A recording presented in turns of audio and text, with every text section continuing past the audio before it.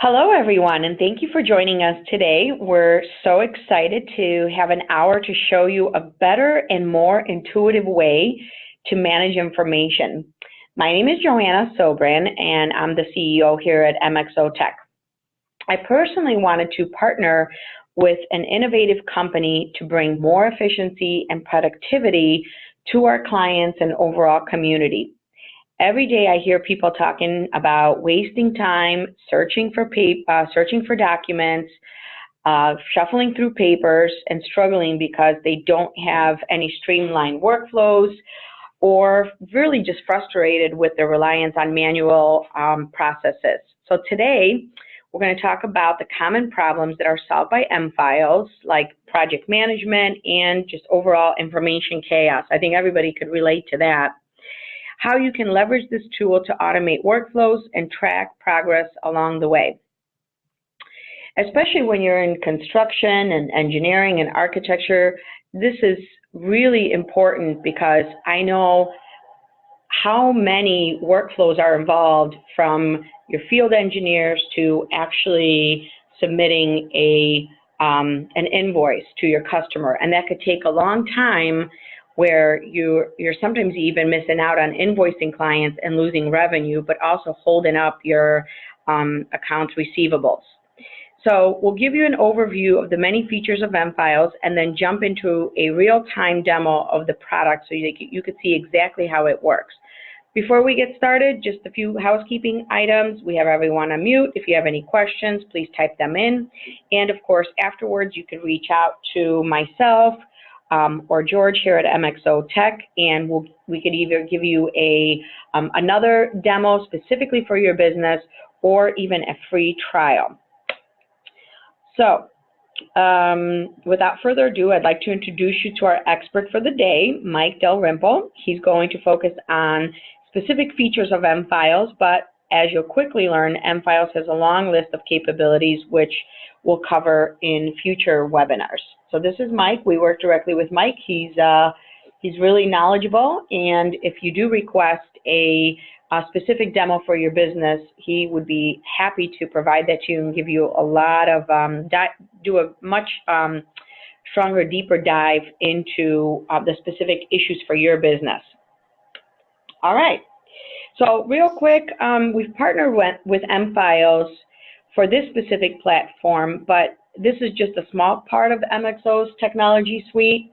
We offer everything from cybersecurity to outsourced IT support, custom business application development, system integrations, and backup and disaster recovery.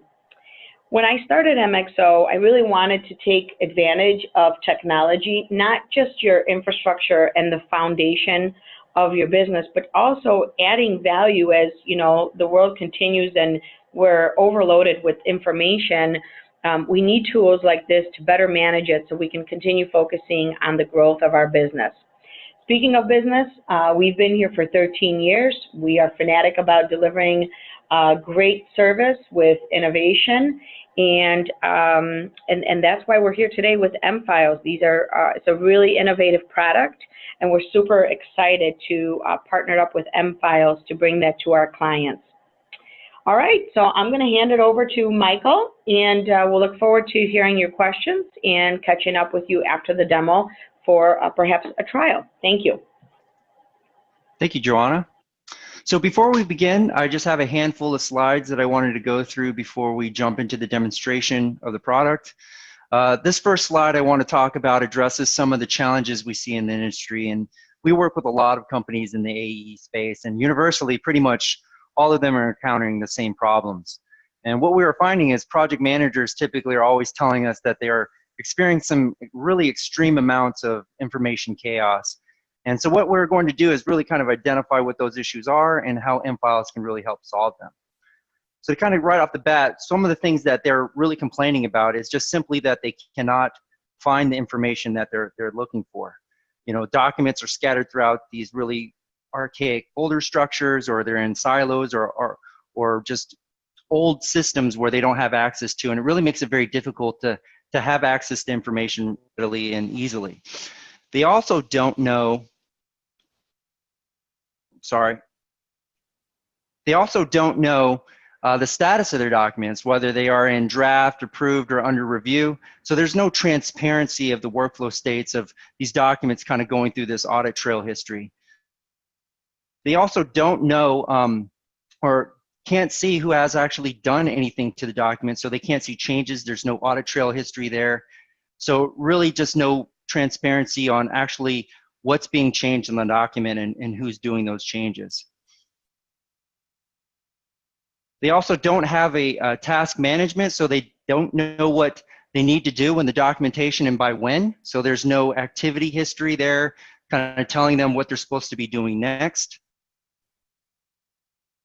And they really can't see any of the documents that connect to these other projects that are related.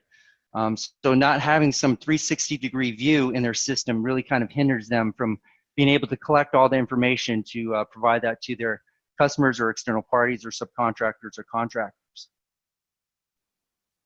So a lot of these companies have issues because they don't have a sophisticated tool in place to help manage all of this. And the result is it takes workers an enormous amount of time and energy to really manually control the documentation. So most of their time is spent manually setting up all these project documents and folders individually. They're also delegating tasks through emails and messages, manually managing folder structures and permissions and document versions to avoid duplication.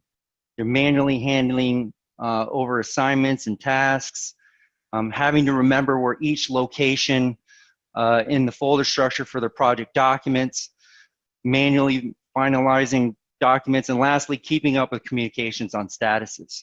So you kind of see a trend there. A lot of this is a very manual process, very tedious, very time consuming. It really affects the efficiency of a company. So how does our solution really help these customers solve these problems? Well, first of all, M-Files acts as a single repository for all your data. So we take a very repository agnostic approach. And really the idea is there to eliminate the silos of information and providing users with a very contextual 360-degree view of their information. We also provide controlled processes and progress tracking. So without necessary control of the document management processes, it's impossible to really ensure data accuracy or follow-up statuses. So controlling instruments are kept as simple as possible, and they are designed to help documentation process, not just bring overhead and additional work for document creators, but workflows, which are the heart of the process engine, are making sure that documents that require review or approval are going through the necessary steps to ensure that documents metadata is updated accordingly and to enable reporting and schedule follow-up. So this really helps with like managing deliverable schedules and data accuracy. And then also collaboration and audit logging is also something that we really kind of help users with.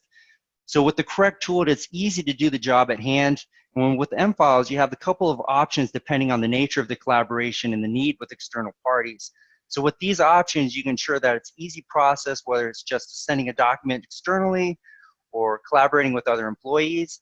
The audit log really ensures that all actions can be verified, which revision was sent to whom, when was it sent, when was it downloaded. And really another problem that emerges in all of this is many projects are typically changing hands. Employees typically leave, or there's some turnover there, and it's just the nature of the project. It's something that is not avoidable. And if you want to really maintain personal authentication, fast response time, and avoid hassle during these changes, you might want to give power for the project manager or sub-project managers really manage the external users, and this can all be done easily using M-Files. And lastly, the metadata-driven permissions. This really makes access control really simple and transparent. Simple meaning there should be not complex processes or management or manual management of all of this, but really kind of just creating checklists that need to be followed to make sure that access control rules are fulfilled. Those types of things are all automatic in our system.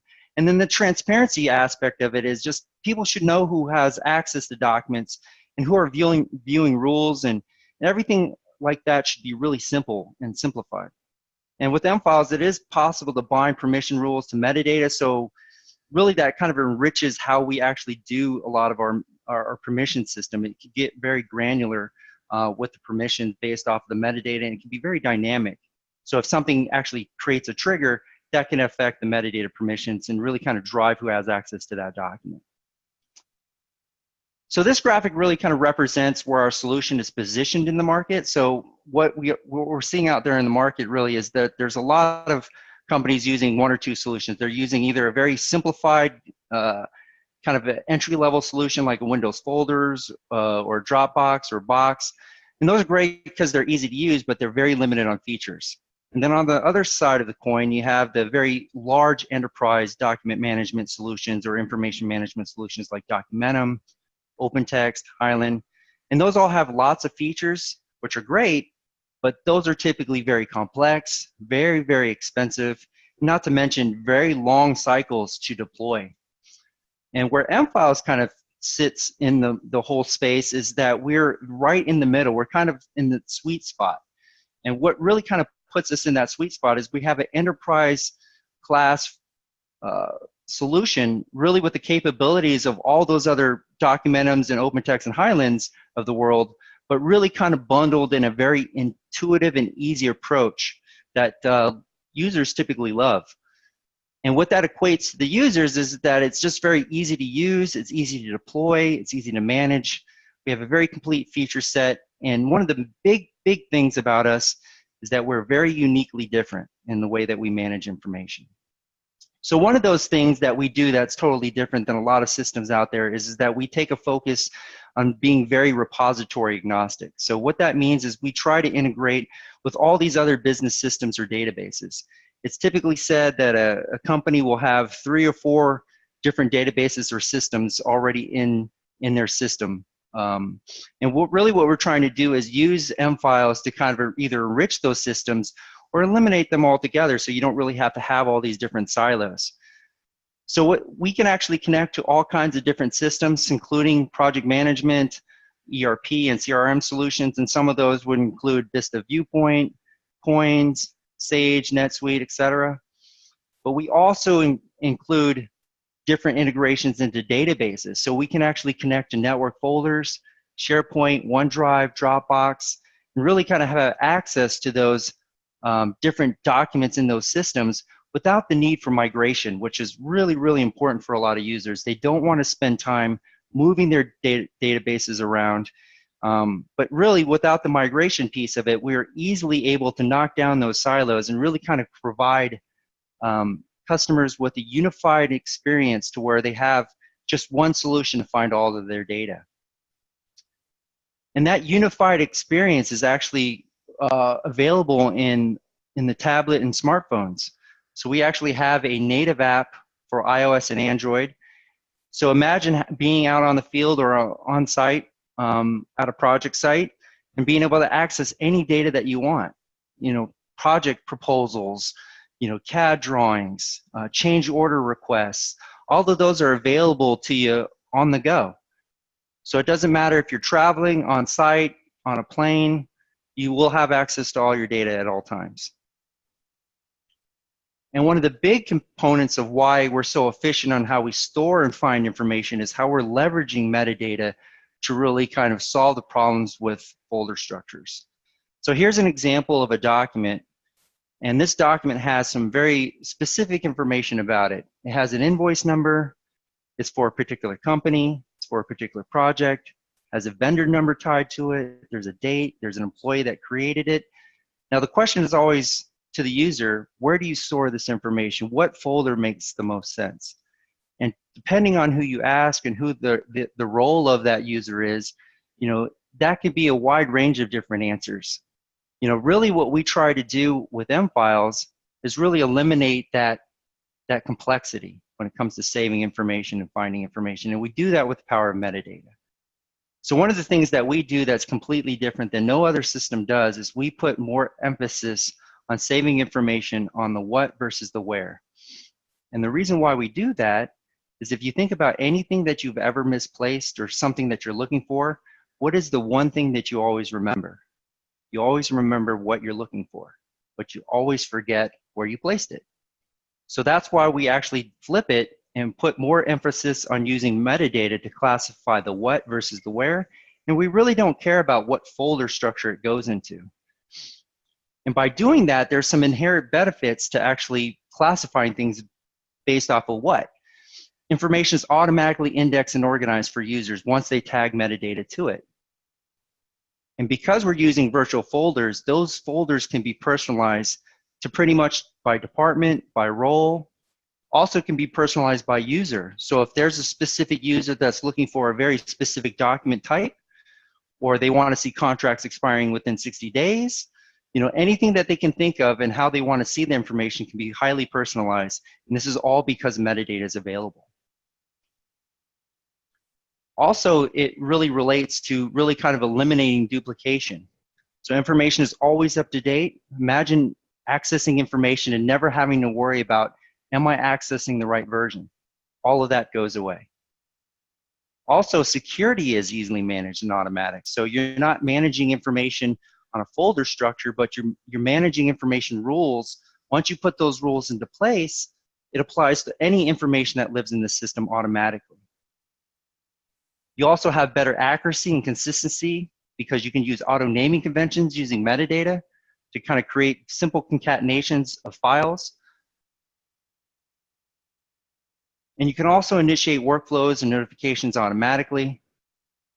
And ultimately, easily find and share documents to external parties or internal users.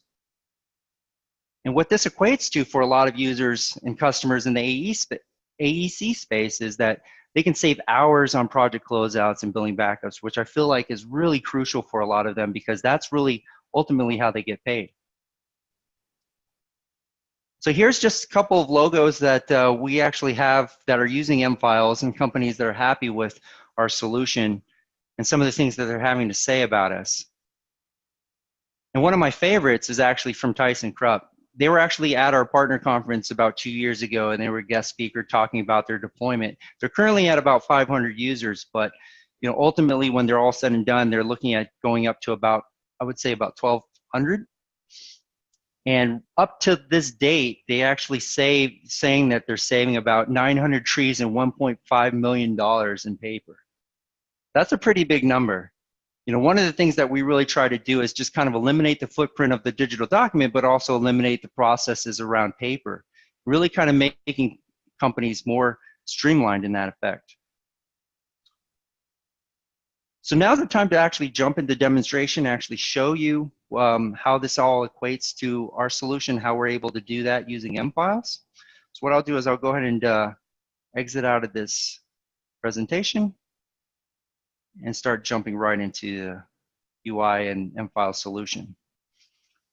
So to kind of go through the actual UI first, to kind of go from right to left, one of the things you'll notice is that we have a home window here. This is where you actually get started when you log in.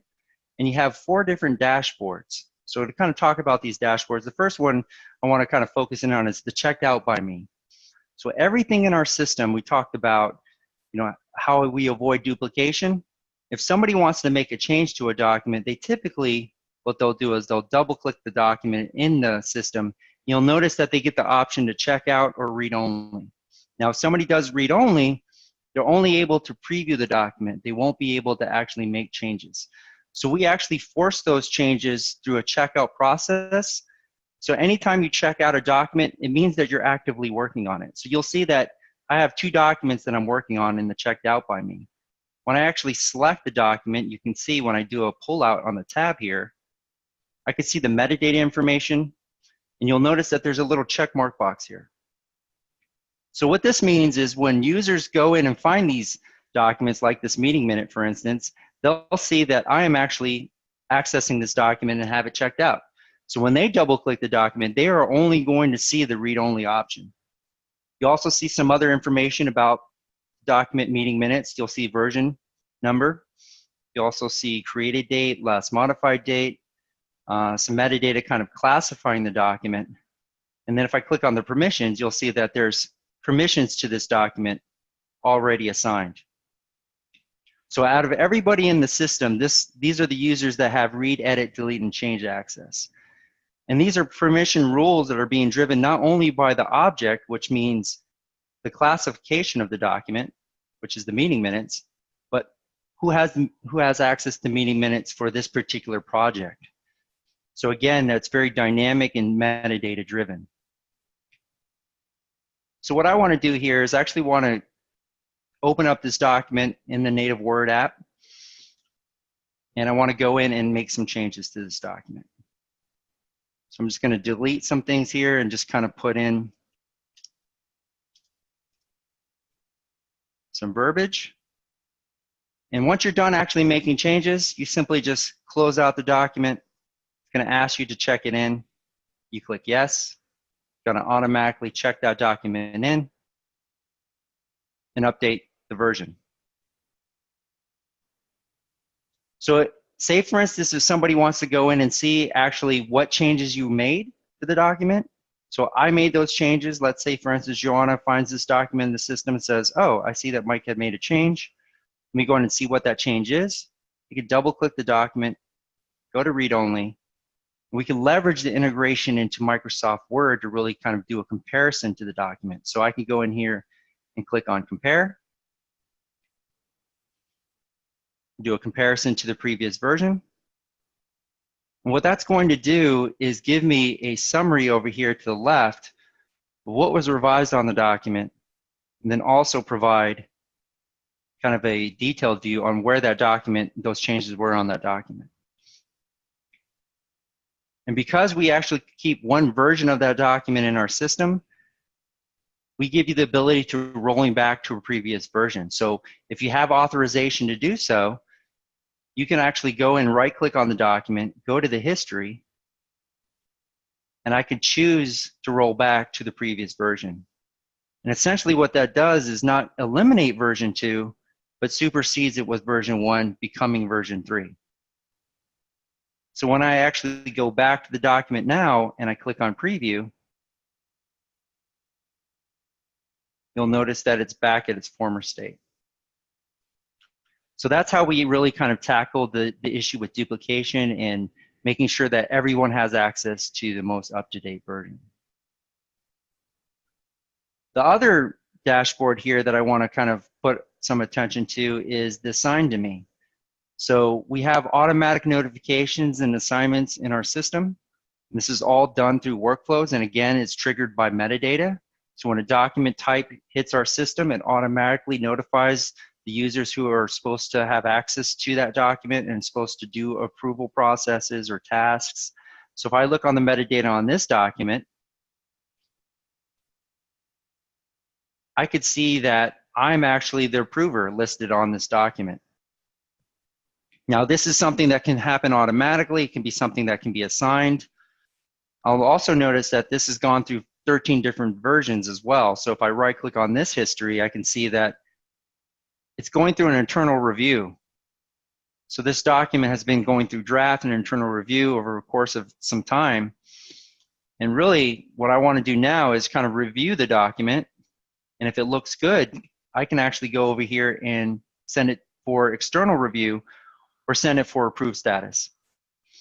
So by doing so, I simply select some notes if I want to put any notes into the actual approval status, and I click OK.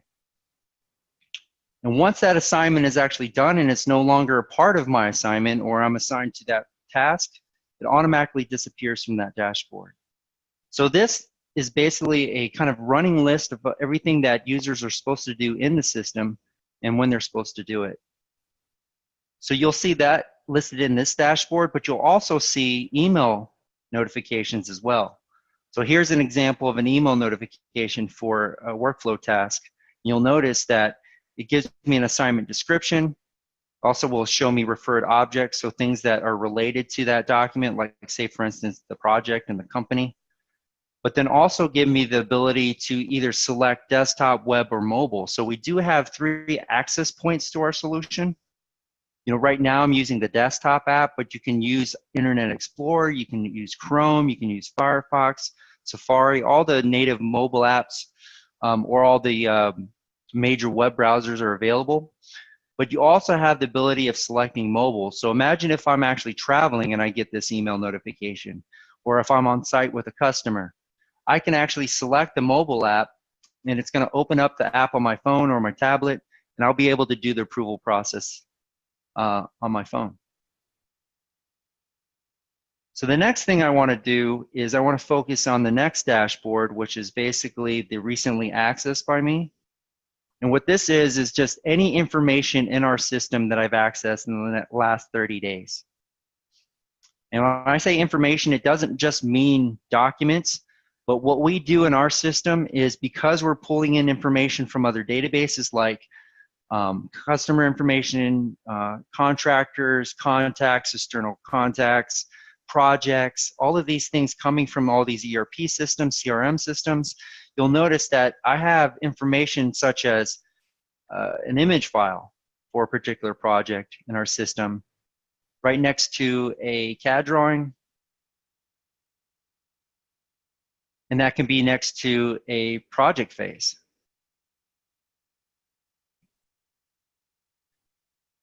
So you can see that we have not only structured data, but we have unstructured data in our system as well.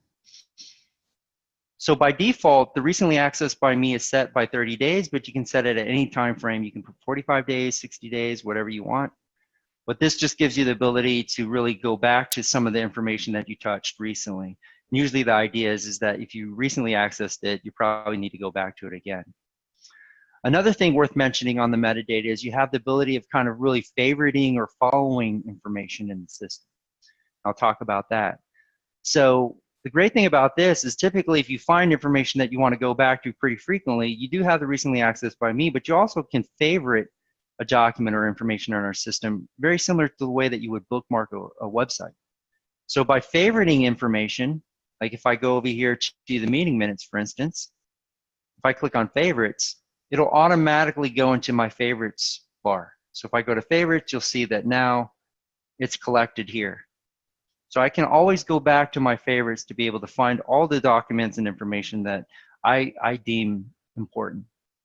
You also have the ability of going in and following a document. So by following a document, it's very similar to social media.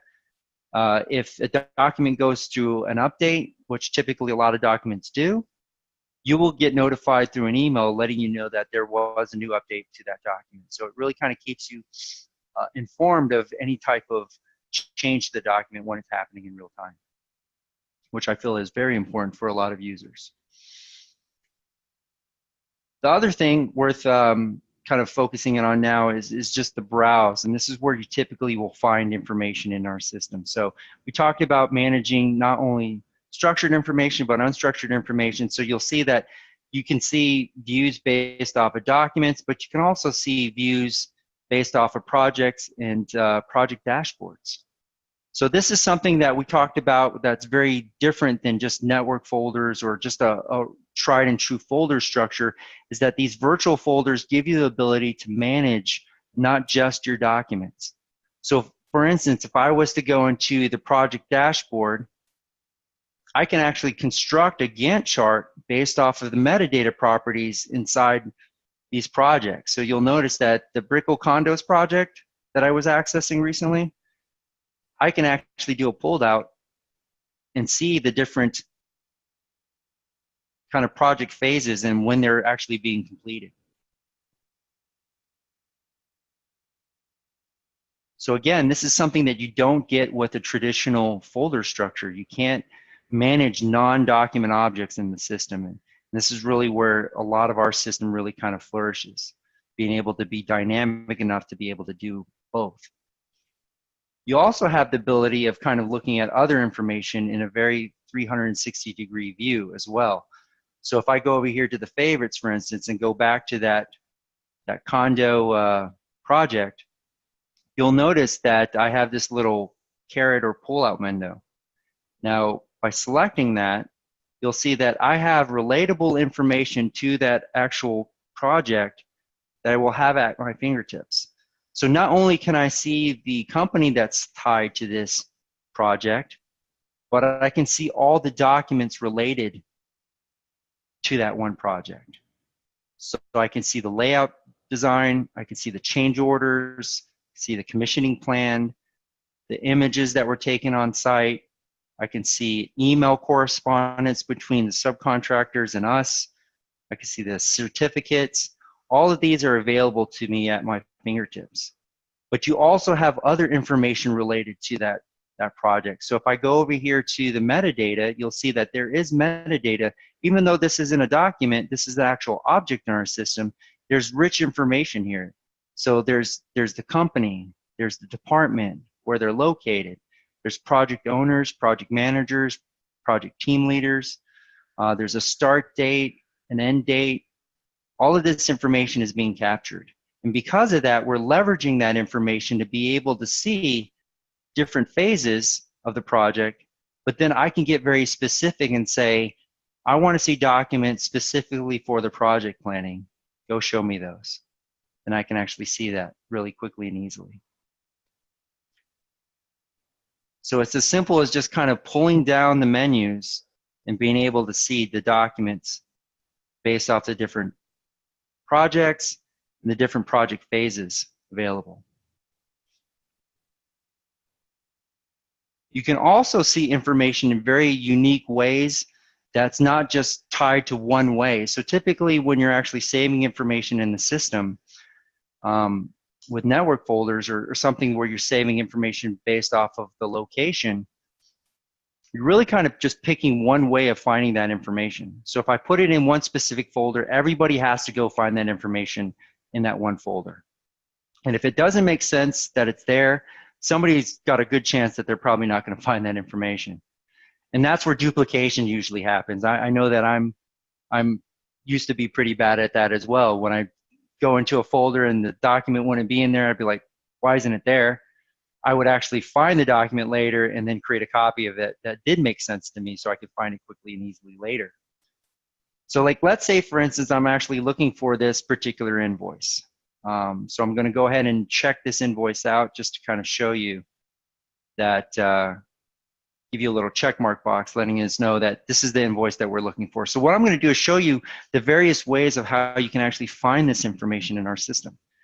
So like, let's say for instance, if I go over here to project documents, maybe I'm a particular user in the system that identifies that document and says, you know what, I know that it's a document for a particular project. I'm going to go find it by documents by project. So I'm going to go into the documents by project virtual folder, and I'm actually going to go to the actual project, and I can see the actual invoice this way. So you'll see that this is the actual invoice that we wanted to look for and find. And we have a lot of other information in this view as well. We have the classification of documents. We have the states that we can see visibly. We can also see the content owner, the different phases that they're associated with. And you can even customize these types of virtual folders to where you can include other information in the system as well. So if I could choose a column, you simply just go ahead and create different data points to be able to say, include that information into this view. So you can see that I quickly added date created. So that's just one way of finding a document. But let's say, for instance, I'm a different user in the system now. I want to find this actually in a different way, that exact same document. So maybe I want to find that document by project and document class. So if I go to by project, I go back to the Brickle virtual folder, and now we have a list of different document types. So now I say, you know what, I want to go into the invoice folder, and now there's that document that way. So what's really happening here is this document lives only once in our system, but we have connection points to all these different views virtually that point to that one version. So if I check out this version of a document and update it, if it's tied to 1,000 views in our system, it's going to update all of those views automatically. So you'll never have to worry about if you have a view pointing to a document that's not the right document or the most up-to-date version. So I'm going to go ahead and do one more example. I'm going to go into the project documents and find that exact same invoice, but this time I'm actually going to go into by project and phase. So I'm going to go into by project and phase, go into Brickle Condos project, go to the construction phase, which I know it's part of, and you can see that same document there. So just kind of give you an idea that you can have virtually infinite number of ways to finding information through a browse, and it doesn't really have to be a certain way. And you can really customize that as well. So these are typically what we refer to as common views. And common views are typically set up by admins to where they're kind of determining, oh, here's some of the views that are probably common that users are asking for in the system. But what if there's a view that you want to see that is only for you? Now you can actually go into the system and create what we refer to as a My View. So when you log in, you have your own specific username and login. And what this allows you to do is create views that are only specific to yourself. So if I create a view, let's say for instance, I create a view by billing backup documents by project, that's a view that only I can see when I log in, and it won't affect anyone else in the system and how they view information. So if I go here into this folder, you'll see that I can go to the Brickell condos and actually see all the documents that are labeled as billing backup. Now, if I don't like this flat view and say, you know what, I'm looking at this now, I don't like how all these documents are not segregated. I want to have change orders separated from emails and contracts separated from invoices. You can easily change that view by defining the properties. So it's as simple as just kind of determining what you want to see in the system. So I'm just going to right-click on this view, go to the properties, and show you how I can actually add another layer or grouping level to really kind of segregate those documents so it's not in a flat view.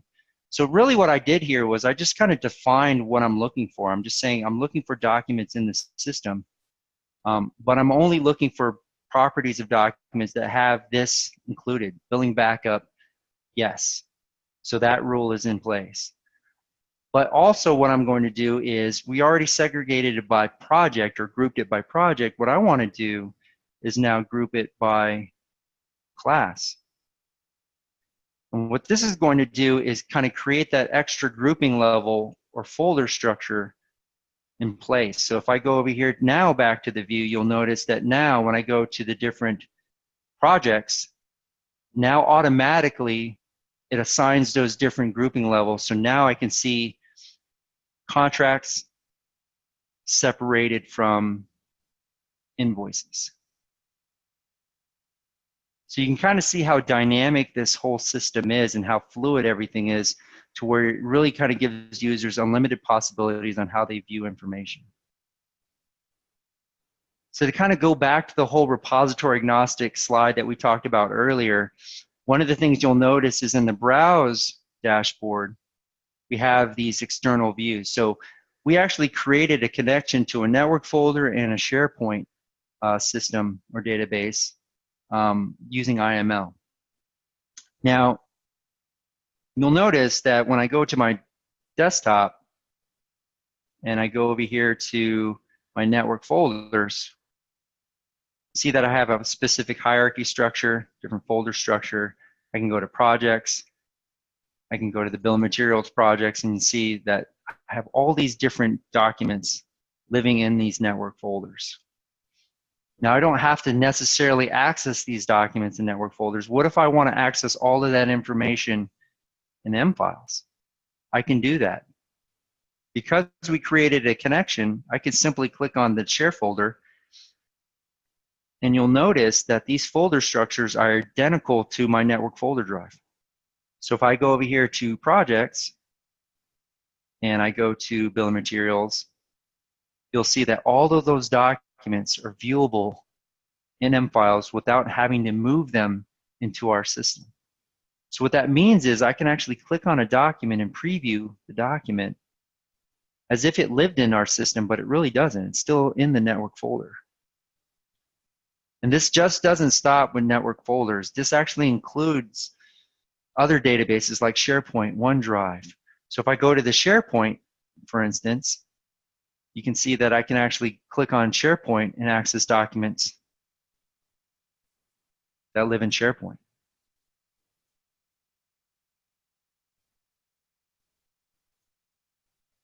So again, a truly repository agnostic approach that no other system is actually offering. So imagine all the different databases that you might have as an organization and how great it would be to have all of that information unified.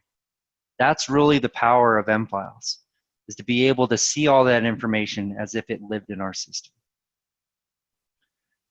So I kind of showed you a number of different dashboards. I showed you the checked out by me, assigned to me, recently accessed, and then I also browsed some of the different folder structures. Now I'm going to show you how you can quickly search for information. This is typically very popular with users.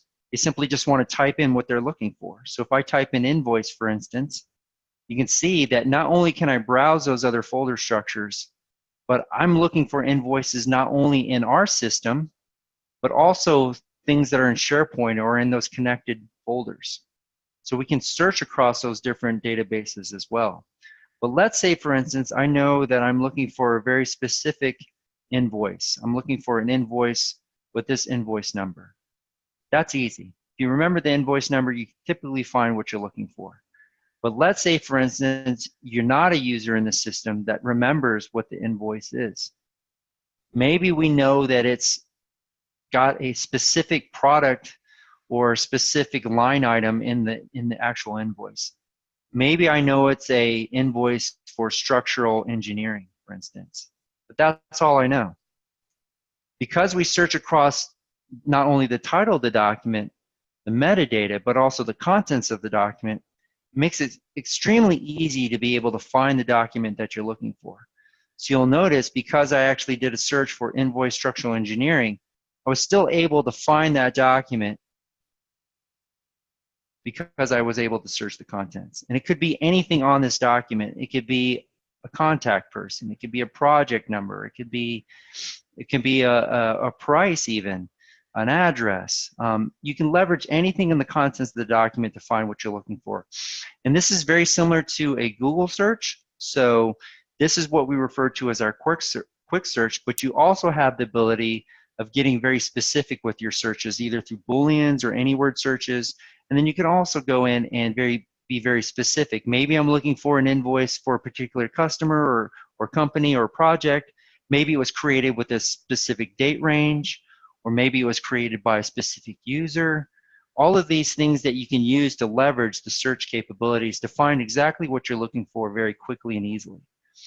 You also have the ability of segregating the information by the class of information. So let's say, for instance, I know that I'm looking for all information on PRJ 109, which is basically that Brickell condo project. Now I could say, let's go ahead and segregate that by just the companies that are associated to that project, or maybe just the documents itself. So you'll notice that when we actually do a search, it's gonna actually create these little different sections here where I can see the documents, I can see the phases tied to those projects, I can see the actual project itself. So you can actually segregate that information entirely to be able to say, let's eliminate the phases and projects and only show me the documents. You can also say, I'm looking for that specific information only in these locations. So exclude any external connector that we have. So that's how we actually search and find information. So the last thing that I want to actually do is just show you how easy it is to put information into our system. So how this metadata gets created, and how we quickly ingest information. So we have 3 different processes that we can do that. One being that we actually have a tight integration into Windows, and not only Windows, but all the Office products, as you had seen. So you'll notice if I go to my file folder, I have an M drive located underneath my C drive. So what this means to the user is pretty much, if you have a digital document, I can right-click on it. I can add to M files really quickly that way. I could do a Control-C, Control-V into the system. I can drag multiple documents into M files that way. But then if I'm actually in the document itself, I have the ability of using the M files ribbon here to quickly save the M files. And again, we're not actually saving it in a folder structure, so it's not asking me, what folder do I want to put it in? It's just asking me, well, what is this information? So this is actually a proposal for a particular customer, and the customer or company is ESDT, and it's for redesign of VST marketing material project. So you'll notice one of the things that we do is we leverage our AI component. So we recently purchased Apprento, which is this AI company out in Canada. And they have some really slick technology. And really what we're doing is we're leveraging that to create metadata suggestions to make those very easy for the user. So you'll notice that what it did was it analyzed the contents of this document, looked at the actual proposal and said, you know what, this looks like other proposals in our system. Is it a proposal? So it's actually going to promote or provide a suggestion based off of what it's seeing. And I always say that it's very similar to a Siri or Alexa for your ECM. So once I select proposal, it automatically changes the metadata card and asks for follow-up information about what other proposal information that you want to put into the system. So like say for instance, document date, it's asking for that. It's also asking for customer. You'll notice that it does provide a suggestion based off of the customer or company. And it's also saying the project. So it was able to determine and suggest that based off of what it's reading here. So you'll notice that, again, we have automatic permissions. So it automatically assigned the permissions based off the metadata that I suggested or selected. And that's all I need to do. I simply click create. So just a few seconds to save information. You don't really have to go digging through folders. You just simply classify information based off of what something is, and then you're done. The other option is we have a lot of users or customers that deal with emails, and they want to be able to quickly save emails into our system, possibly with attachments. So here's an example of that. We got an email from this particular customer or company, Daniel Hall. It's confirmation of order. It's got an attachment to the email. Let's go ahead and save this into M files. Now I can use the M files ribbon here that's built into Outlook. I can also do the drag and drop method. We can also even have created watch emails to where if we have a customer setting up a specific email address, maybe confirmation of orders at mfiles.com, anything that hits that email address gets automatically pulled into mfiles automatically without you having to touch it. This particular scenario, I just created a very manual process, but very simple. So all I have to do is just simply drag the email that I want over into the confirmation of order folder. And what it's going to do is it's going to automatically assign the type, and it's determining that this is actually an Outlook message. It's a separate attachment. The classification of the document is a confirmation of order. It's automatically selecting who the customer and contact person is based off this address. So again, this information is in our system, possibly from a CRM system or maybe an ERP system. And what it's doing is it's looking at that email address and determining that it belongs to this particular contact person, and that contact person works at this particular company. So that's all I need to do. I didn't have to do any type of metadata selections. I just simply click create, and that automatically pulls it into mfiles. And you'll know that once you're actually done, it'll create an mfiles ribbon here showing you that you do have that now available in mfiles for actually viewing. The last thing I actually want to show is the scanning process. So we do have the ability of kind of going in and doing what we refer to as zonal OCR. So we actually have a scan image of an invoice. And if I zoom out of this, you can see. And what we're doing is we're basically looking at in certain zones to look for information like invoice number. We're looking here for possibly the project, and then here for the customer information or company information, the sum, the amount. So you'll notice that all we need to do is just scan into these watch folders, and mfiles is actually looking at those watch folders every 2 seconds. So once it actually finds a document that gets scanned into that watch folder, it automatically converts that TIFF into an OCR PDF, and once it's done, it disappears. So now I know that that document is ready to be viewed in mfiles once it's actually done. So there's a scanning process, there's really easy ability to pull in digital documents, and then also emails are very, very easy as well. So the very, very last thing I want to show is just now how quickly it is to share information into our system. So if I go over here back to mfiles, for instance, you'll see that if I find information that I want to share, I can right-click on the information, and I can actually share what we refer to as a hyperlink. So this is great for internal users. So if I wanted to share the document itself, I could simply just put that into an email and send that to an internal user. And again, you have the ability of kind of putting in web browser, desktop, or mobile. And what that's going to do is point directly to that document in our system. The great thing about this too is it's very secure. So if someone actually sends this link to someone who's not supposed to have access to this information, if they click on the link, it's not going to show them anything. It's as if that document or information doesn't really exist in our system. So it's really secure because that's what you don't get when you're actually sharing the actual document itself, because you can't stop somebody from actually sending that off to somebody they're not supposed to. But really my favorite part of the sharing aspect of it is, we make it extremely easy to share a collection of documents. So we can create portals on the fly. So like say for instance, if I was to go into the create method here, so let me go and maximize this. I could go in here and create a send and receive portal. So what this does is creates a portal on the fly. I just simply have to select certain information. So do I want to create just a receive portal? Do I want to create, something that just sends information out? Or do I want to be able to send and receive information? So if I select send and receive, I simply just create a description of the content, name the portal title, kind of make an expiration date, put a password on it possibly, and then it's going to automatically create an external link. And it's going to look like this. So I actually have one here for a hospital expansion project. So I double click that, you'll see that I created a valid date and an expiration date.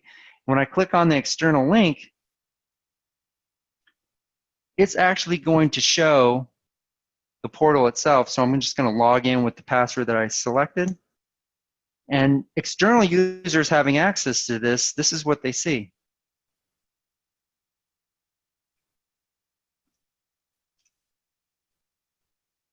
Just logging in with the correct credentials. So you'll see that they have access to all the documents in M-Files that they're supposed to see. So what's great about this is if I go back to the actual portal, you'll see that the documents that we're giving access are right here. So let's say, for instance, maybe we'll want to add a brand new document to that. So maybe this purchase invoice 434, which is not part of the portal. So what I'm going to do here is I'm going to just quickly drag over this document into the portal. I'm just going to create that relationship, and automatically it gives that user, external user, access to that without needing an M-Files license. So if I update that, you'll notice that now purchase invoice 434 is listed there. They can download it, they can view it. And if it works both ways, so because we created a send and receive link, if I was to go in there and select a file to upload, and I take this quote, for instance, and I click OK, it's going to upload it in the web portal and then provide that document inside M-Files now. So again, it is a true send and receive portal. So if I go back to the documents, you'll see that now that proposal or quote is right there. So it's a very unique and easy way to share information quickly and easily without having to kind of move information in and out of a system. You can do that all within M-Files. And that's pretty much all I wanted to kind of show about the solution itself. So now is a good time to pass over presentation rights over to Joanna and have her do a Q&A. So if you have any questions, now would be a great time to ask. So I'll go ahead and do that. Thanks so much, Michael. This is actually Alicia. I am the marketing coordinator here at MXO. I've been listening in along the presentation, and wow, I mean, it really seems like M-Files is super powerful, and I really am excited at all the capabilities it has. So it looks like we do have a couple questions. The first one here is, so where does the final data live? Does it live in the cloud, or does it remain in the original location? That's a great question. So if we're connecting to different structures, like say for instance the network folder and the SharePoint, the system of record is going to be the native applications that the documents and information live in. But anything that's in M-Files, you have the option of putting that on-premise or on the cloud. So we have 3 different types of deployments. Somebody can have an on-premise on their own server. They can put it in Microsoft Azure's cloud, or you can have a hybrid where it's possibly on-premise, but then a hybrid backup or a cloud backup. Interesting. Okay, perfect. And then the last question, the files, so do they get copied to the cloud? Can you just clarify that? Yeah, so what they're doing is they're, at that point, if we move any information into the cloud, they would be living in the cloud. If it's replication, it would be a replicated version of that, so it's a backup. So you would have a version of that on your on-premise vault, and then you would have a duplicate version of that on the cloud. I see. Okay, great. Well, if anyone else has any questions, please feel free to type them in. But in the meantime, I just wanted to thank you again, Michael, for your time. And, you know, as we've explored M-Files, it does really so much. Sometimes it's hard to completely imagine how it would fit into your particular business. So Michael is generous enough to offer an actual free trial of M-Files for you to check it out and implement it at your system and kind of poke around and see how it would work for your business. And he's also welcomed you to reach out and get a free demo for you and your team, and maybe share with some of your colleagues. And sometimes, you know, these decisions are a team decision, so that's why we encourage you to, you know, bring it back to your office and tell everyone about it. And definitely reach out to us. Here's our contact information. George Mirov is the person you'd want to reach out to. His number is there. And just more information can be found at mxotech.com/mfiles. So with that, doesn't look like any more questions have come in. So we're a few minutes away from our end time. Thanks again, Michael. We really appreciate everything you've taught us here. No problem. And one thing worth mentioning, as Alicia mentioned, is that our system does do a lot of things that are different than what we just showed here. This is just a small sample of what we can do. Our system is a complete platform that's highly configurable, meaning that typically we'll go into a situation where the customer tells us, this is exactly how we want our system to work, and we can build around that use case or process. So typically it's not us telling the users, hey, this is our solution, this is how it works. You have to conform to that. We typically kind of conform to how their business wants to be run. Really kind of makes it efficient and more personal. So if there's something that you didn't see in our system, or something that you might not have liked but possibly would say, you know, I wish it kind of did this, let's talk about that, because I think that in a lot of cases we can actually configure the system to do that if that's what you're looking for. Exactly. Perfect. Well, thanks again. And I think we'll just go ahead and wrap up then. Sounds great. Thank you. Thank you, everyone. Thank you.